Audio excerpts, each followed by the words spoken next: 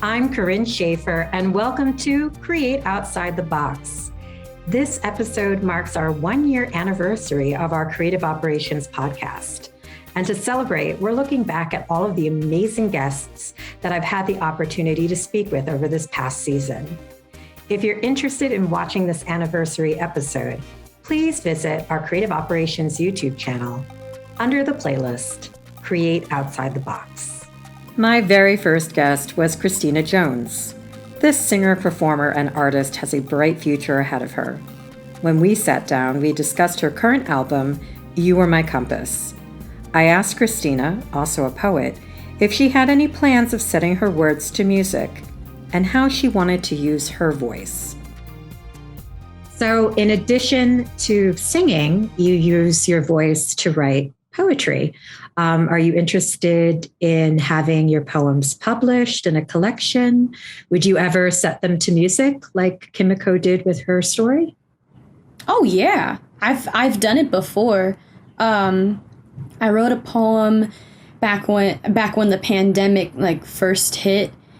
I was having a really, really rough time mentally. And I don't even remember writing the poem, but I revisited it a few months later and I shared it with my now partner. I just wanted to show him and say, hey, I completely forgot that I wrote this, but I wanted you to hear it. And he just set it to music and I thought it was the coolest thing that I had ever heard.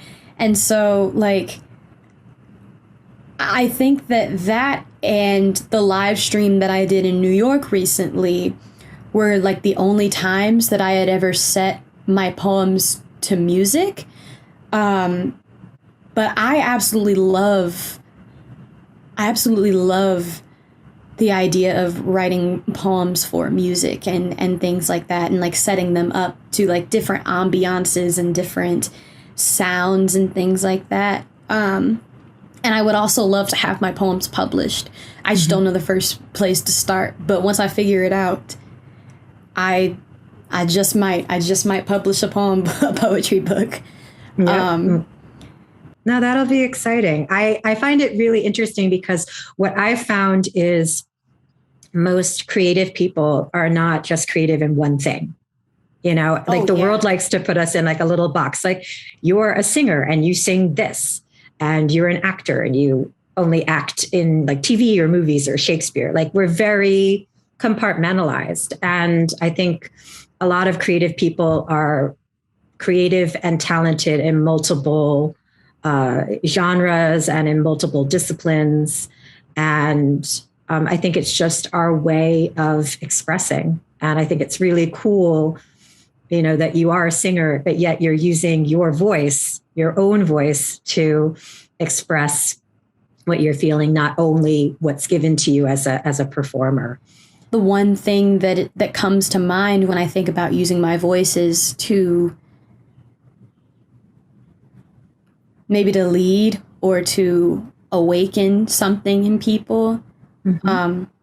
'Cause some of the poetry that I do write, while sometimes it is about mental health, sometimes it's about love, sometimes it's about, I don't know, past memories or things like that. But I also love to write poetry that reflects life today, reflects things like Black Lives Matter and police brutality and just being proud to be Black in America and just being Black in general. Mm-hmm. And I want to use my voice to inspire others to have that same pride, and have that same, I guess, that same energy, that same love for oneself as far as my Black audience goes. Having that love of being Black and that love of being beautiful. Some of our interviews over the past season included some of the amazing artists and creatives that were instrumental to recording and filming scenes from Brooke DeRosa's Alice in Wonderland, a show that we still want to bring to audiences. Norbert Kohler, who is currently on tour with André Rieu as part of the Berlin Comedian Harmonists, played the Mad Hatter in our videos. In discussing what future roles he would like to play, we discussed how men and women bring different skills and perceptions to the table. The dream of, because I like the music so much, is playing the show The Secret Garden. Maybe it's because I like to do my gardening here, and I don't know if it has to do with that fact that I'm a gardener by myself. No, but the music, I think, and I think one song is better than the other in The Secret Garden, and that's why on my list is still Archie from The Secret Garden. It's a beautiful story. It's beautiful music. I love that show, and it's not done enough. I really feel that for some reason it's underrated, and I think audiences would love it because, again, it's a beautiful story. And like you said, each song is better than the next. And if you give the audience a chance, you got great music, great story. Who's not going to enjoy that? Yeah, that's true. It's written by two ladies, and I think you can. Do you know the names of them? I know Lucy Simon and Mark Simon's sister. Yes, and I think you can tell that it's written by women. I have the feeling it's very sensitive and emotional. Yeah. Maybe that's why I like it so much. And maybe that's why I like the music of Brooke DeRosa also, just because I think women write different than men, maybe. I'm not sure, but it sounds female to me, the sound of Brooke and also the sound of Secret Garden. I can't explain. No, but I think you've hit something. I think that men and women have different perspectives and different strengths, sometimes shared strengths. And I think that women with their sensitivity and sometimes their EQ, their emotional intelligence tends to be, I'm generalizing here, but tends to be sometimes a little bit higher. And I think that it's the best combination when men and women can come together to write and storytell and bring our strengths together and collaborate. But yeah, there is a difference when, women are in leadership roles, whether that's a composer or a musical director or director. You do feel kind of a shift in energy, and it's not good or bad. It's just a different feel. Exactly. It's just different. Continuing with sharing the creative process behind the videos from Brooke DeRosa's Alice in Wonderland, I sat down with dancer, choreographer, and movement artist Sarah Azell, who served as the assistant director and choreographer for the videos. We sat down twice to discuss the Mad Hatter and then later the filming of Home. In this excerpt, we talk about what it was like to collaborate on the artistic process. When we started shooting these videos, it was also really nice to enter into your creative world, which has always been super succinct and very clear, which is a gift often when there's direction like this, that where the trajectory is just very sure. And then it's so easy as a collaborator to come into that and just, use what I can do to help that blossom. So, yeah. I wanted to talk to you more about that because for me, I don't know, I felt like instantaneously we spoke the same language. Like you were very quickly in my head and we were speaking the same language. We had the same ideas. And to me, then I could have really like absolute trust and just let you go and trust you as a choreographer, trust you as an assistant director. And if, I was in a scene, for example, that if you said it was good, it was good. Do you always have this intuitive connection or? I feel like every collaboration is different based on who I'm working with and also what they want from me and what the end goal is. Having the opportunity to work with you because you are so clear right off the bat and also clear with yourself on what you want, I feel like that intuitive coordination was you just set the stage for that to be very natural. Well, and supported all of that. So we've got chemistry, but I think it's really about, I think that's possible with any collaboration if things are structured in a way where that can be invited. And if, for me as a collaborator, if I'm very, very clear on what my task is or tasks, and, basically what we're all striving towards. Yeah. And I was nervous in the beginning because you are such a beautiful dancer, a creative person. You've done choreography for multiple projects. I've seen some of your work before we even started collaborating on the Mad Hatter. And then I was feeling guilty coming to you going, I would like Bob Fosse. And I felt like, oh gosh, she's going to hate me because I had this very distinctive style in mind. Was that limiting? Was that helpful? How did you make that your own?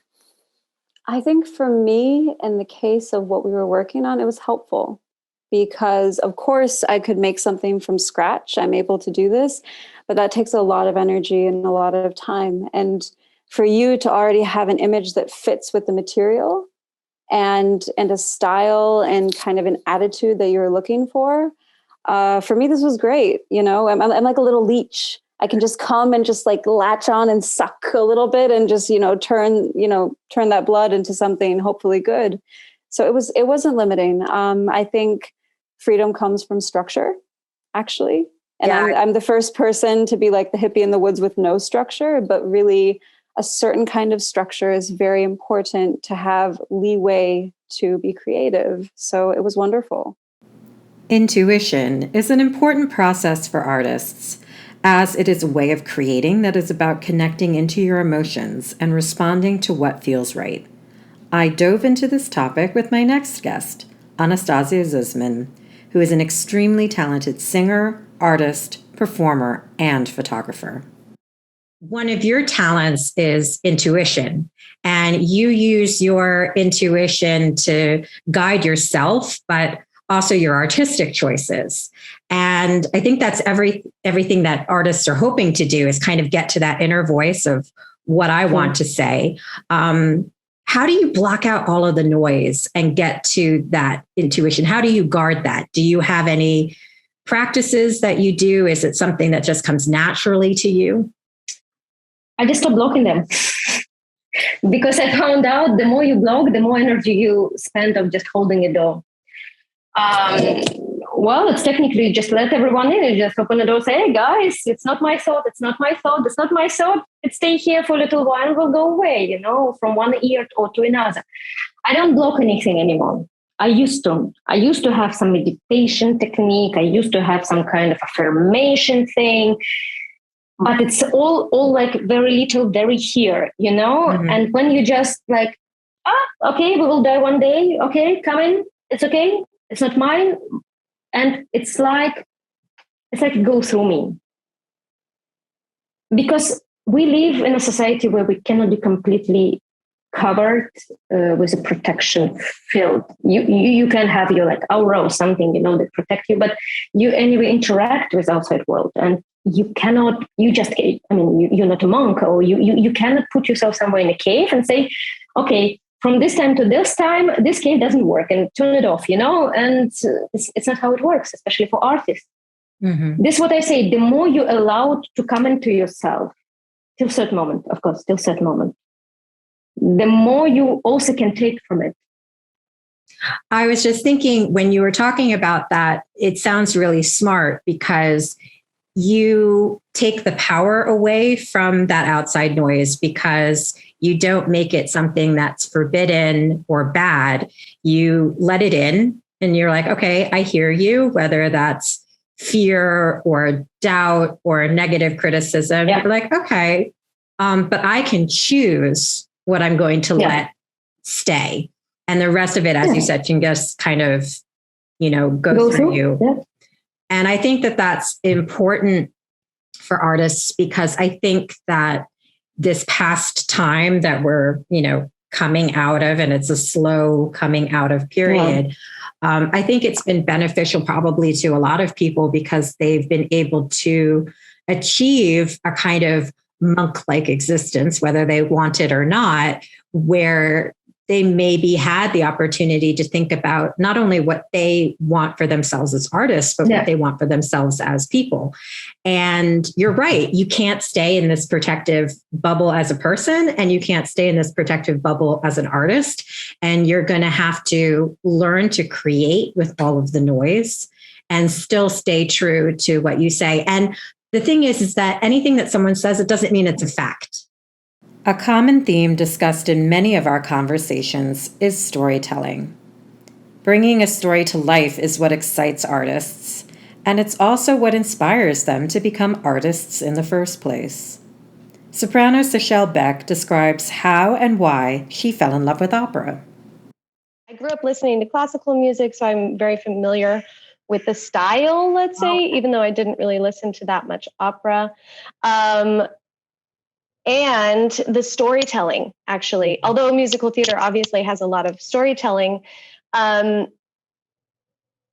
liked that opera was basically like straight theater and singing and just put together without the dancing, without the element. Yes, exactly. I was just surprised that he said, find music you like. And you were like, okay, Renee Fleming and Sumi Joe. Like you weren't going to the best of Audra McDonald. So I was kind of wondering is that all from the concerts or that's just what you gravitated toward? I guess because we were studying, there were kind of two choices at my school. Some of it had to do with the school. And it was like, either you're going more in the classical direction or jazz. Oh, okay. And I was in jazz group as well. And I played with the idea of doing that, but ended up going the opera route, mostly because of the high notes, I think. Yeah, you like the challenge of that because I think people who love to do opera, it's because, as you said, it's like high theater. It's like the hardest singing, the stage, the costumes, everything is like full volume. And it's just a lot of fun to be part of. Full power. Yeah, the power, exactly. What was the first opera you saw? Because you went to a lot of concerts, but what was the actual first opera you saw?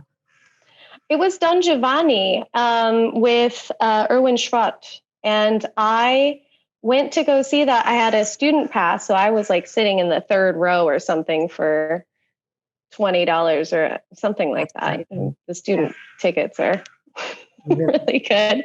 And I went and saw that 3 times because I was just so amazed by it. I mean, the overture in the beginning of Don Giovanni is just like with the timpani and stuff. And I never thought of Mozart as being that way. And I don't know, just like the sound overwhelmed me. Speaking of storytelling, it is a huge part of marketing. I consider marketing an art form, and in my conversation with Alicia Yervis, creative director and founder of Alicia Yervis Creative, I asked her for advice for artists wanting to take control of their brand and their narrative. Now more than ever, artists have to take over, their branding, their marketing, all of these platforms. It can be incredibly daunting and overwhelming and intimidating because you're like, okay, I want to be authentic, but I want to present myself professionally. And it's also hard sometimes in certain industries where you've got people telling you what box you should be in and trying to figure out like how you should brand yourself. Sometimes it's easier with a company. If you know you're selling pizza, you know what you're about. But when you're a person selling yourself as an artist, it can be harder to step out and be objective about what you have to offer with so many opinions coming at you. So what would be your advice for artists, whether it's visual or performing arts, on how they can take control of their own brand and their own platforms towards success? Well, one thing that I would say is just like what you were saying about it's hard to judge yourself and look at yourself as an outsider because you're not an outsider. One of the things that I have recommended in the past to some colleagues and some clients even is to kind of do a little focus group, whether that's an email survey or an in-person chat or, just a very casual phone call or whatever, where maybe you have a list of 5, 6, 7 questions where you ask people, what is your perception of my work, or what are the top 3 adjectives that come to mind when you think about me professionally or my portfolio, or just ask the questions that you would want to know about yourself, to people that you trust, and to people that it should be a mix of people that you know and trust, people that you've worked with that maybe aren't as close to you but know your work, and maybe some clients or some classmates, or whatever, however big or small the group you'd like it to be, but just to get some feedback from others, because it's great if you really, really know yourself, but you will never know the you that other people know you as. And there was a meme going around about that the you that you have, the perception of yourself that you have is never going to be what that person thinks of you, what that person thinks of you, what that person thinks of you, even your parents, your kids, your neighbors, everybody. And so when you start to gather that data and see like, wow, everyone is really saying that I'm super organized, I don't feel that way, or everyone is saying that I'm, so, I'm so smart, or I'm so generous, or I really suck at being on time, or, whatever the things are. I think that can kind of give you some indicators of how you are perceived and what you can kind of lean into, and also maybe what you need to work on or what you can improve on a bit. And I think you can ask questions to those people too and say like, could you talk more about this point? I really thought that was so interesting. And just for information for yourself. Yeah. I think that's a good thing to do if you're working on building your personal brand or working on building your business brand. And so that's one thing. And then the other is kind of what I was talking about before regarding the values that you have. What do you want to be known for? What do you want to make sure that people understand about you and your work, or your product, or your mission, or your history? And to know that whatever you're putting out there, to be consistent with it, so that when someone, sees something that immediately reminds them of you, they're going to tell you, or they're going to think of you when they see that thing. That happens to me sometimes with hot pink stuff, or 80s, or, unicorn glitter stuff, or whatever. Like, oh my God, I saw this thing. It made me think of you. What is that for you? What is that for your look, or your business, or your portfolio? And then also, again, the consistency piece, like making sure that you are prioritizing creating content, which should be fun. I know sometimes it's not always fun, but when you know that you're using it as a tool to further your career, to grow your network, to get jobs, to tell your story, just think of it like that. Think of it as investing in another tool, just as you've invested in your education, your training, your clothing, your transportation, whatever. When we talk about art, we often focus on the finished product. It's easy to think that things magically come together. But as Emmy Award winner Melissa Stanton explains, the arts are work. It's a real job with a huge team of people responsible for making the magic a reality. I kind of wish that my mother, who was kind of both of our guiding light into this career, she was always very encouraging of our creativity. And she would bring us to the theater and bring us to the movies. And she loved the entertainment business, even though she had absolutely nothing to do with it ever. I think that she would be very proud about what both of us accomplished in jobs that, quite frankly, when we were growing up in Western Massachusetts, weren't even really jobs really existed as real jobs. People didn't do that where I came from. Yeah. And I think this is true of almost everywhere, is that people don't see the creative arts as a real career path. It's kind of a fantasy world thing that and it is because what most people see, as you were saying before, it's what's actually out there in front of you. It's the actors. They don't think about everybody behind the scenes in all departments whose collaborative efforts have made what you're seeing as a final product a reality. Yeah. No one thinks about the set designers and the costume designers and the lighting designers and the sound technicians and, the people who just have to slog stuff around and the guys with the hammers who are building stuff and the people with the paintbrushes who are making the clothes look old and all of that kind of stuff. None of that enters into it. It's like they will kind of sometimes think about the hair and makeup people only because you see people's faces in front of you when you're watching a movie and you know someone had done their hair and fixed their makeup. But that's a tough job that I wouldn't want. I don't envy either of those departments. It's a hard thing and people don't realize how hard it is. They think that everything about films and theater and movie making and even TV commercials, print work, all of that stuff. There's an army of us who work on all of those things, and none of us are very rarely recognized, which is how it should be. If you're noticing what we've done it wrong.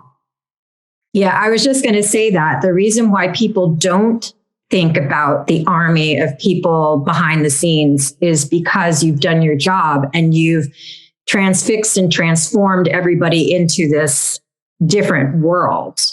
But there is a lack of, because it's so seamless, it ends up being kind of a lack of appreciation and understanding.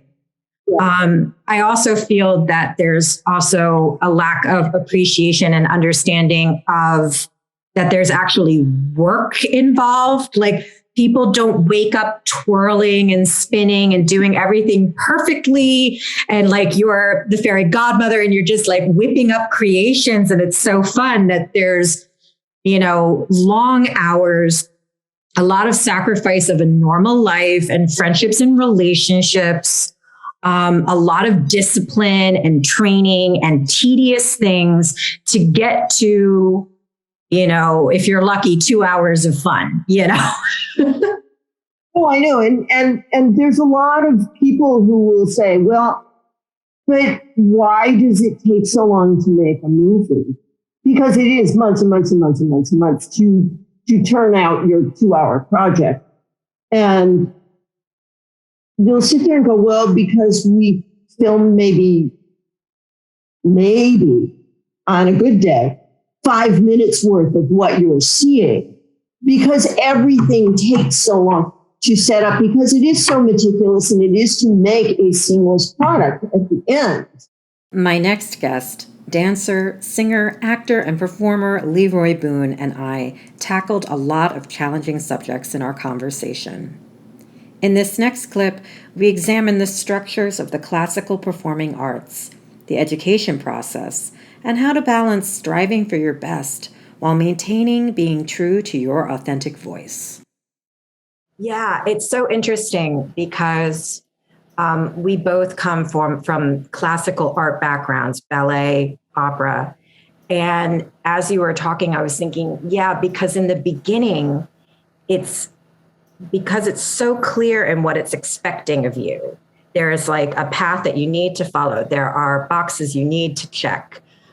So that structure in the beginning is helpful because it serves as kind of this roadmap of things that you can achieve. Mm-hmm. And in the beginning, that's great. And it's interesting to me because I do think that there's part of artists where we don't ever stop challenging ourselves. So I'm not going to say that challenging yourself or striving is a bad thing. But what becomes a bad thing is the quest for perfection. And how do we separate the quest for perfection with just, quality and the exploration of the wonders of what our bodies can do? Mm-hmm. And that can be the dangerous thing. It's like trying to be perfect, trying to cram yourself into this little box. No, but like, how do we still keep the quality and the exceptionalism of what we do to high standards? And that, I think, is what's so challenging. And then also feeling like you were saying, there's a lack of exploration and creativity then because it's only one way, or it's only for whoever you're working for. They might also have a specific vision of what's right and wrong. And you kind of feel like, well, wait a second, I'm losing myself and my own creative voice in striving to be the definition of what this perfection is. I feel like a lot of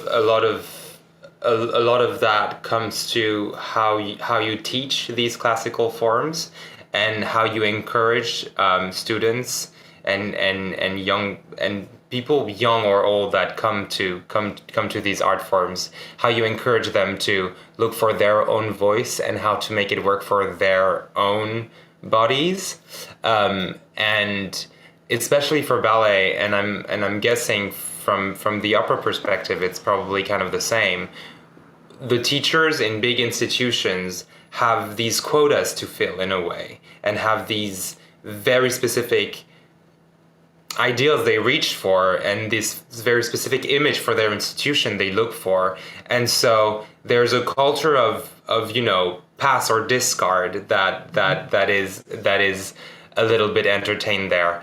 And I'm sure there are ways to achieve the same ideals of quality and of high technical education, while keeping an eye on nourishing students, especially young people who are still forming their personalities and forming their taste and forming their their ideas and their ideals, and making sure you encourage them to look outside the box as well as within the confines of the technique you are teaching them, and encouraging them to see that even if you don't have all the box checked within the institution, there are so many things that you can bring in to keep being rich and juicy as an artist.